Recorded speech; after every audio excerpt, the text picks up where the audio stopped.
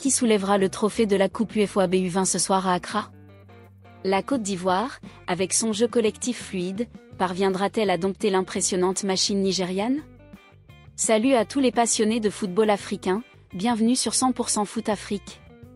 Ce mercredi 23 juillet 2025, à 19h GMT, le stade d'Accra sera le théâtre d'une finale explosive entre la Côte d'Ivoire et le Nigeria.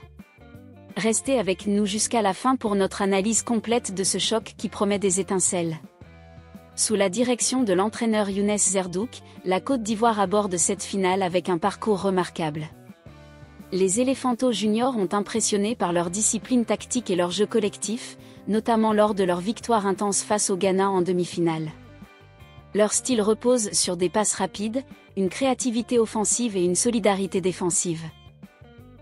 Le milieu de terrain, moteur de l'équipe, excelle dans la récupération et la distribution, tandis que les ailiers, rapides et percutants, créent des brèches dans les défenses adverses.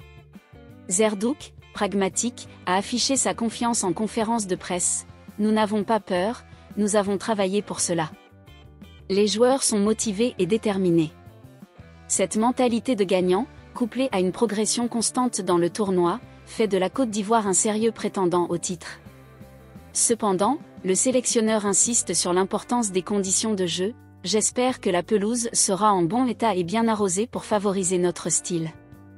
Une pelouse de qualité pourrait amplifier la fluidité de leur jeu, un atout clé face à un adversaire aussi solide que le Nigeria.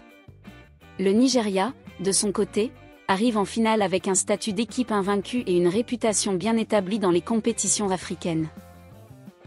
Les Flying Eagles combinent une défense robuste, un milieu de terrain créatif et une attaque opportuniste. Leur gardien, souvent décisif, a multiplié les arrêts spectaculaires, tandis que leur charnière défensive, difficile à contourner, limite les opportunités adverses. En attaque, les Nigérians excellents dans les transitions rapides, exploitant les moindres erreurs avec une efficacité redoutable. L'entraîneur nigérian, connu pour sa rigueur, a préparé son équipe à affronter une Côte d'Ivoire combative. Leur stratégie repose sur un contrôle du ballon pour dicter le rythme et des contre-attaques tranchantes.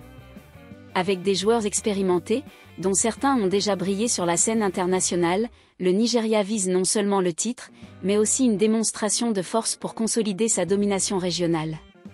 Ce choc entre la Côte d'Ivoire et le Nigeria est bien plus qu'une simple finale. Pour les Éléphantos, il s'agit de succéder à eux-mêmes au palmarès, un exploit qui marquerait l'émergence d'une génération prometteuse. Pour les Flying Eagles, l'objectif est de réaffirmer leur suprématie dans le football africain et de préparer l'avenir pour les compétitions mondiales. Le stade d'Accra, théâtre de cette bataille, pourrait voir son état de pelouse influencer le match. Une surface irrégulière pourrait avantager le Nigeria, plus à l'aise dans les duels physiques, tandis qu'un terrain lisse favoriserait le jeu fluide de la Côte d'Ivoire. Mamadou Koné, troisième vice-président de la FIF, a prodigué des conseils aux Ivoiriens: ne soyez pas crispés, relâchez-vous, et tout ira bien.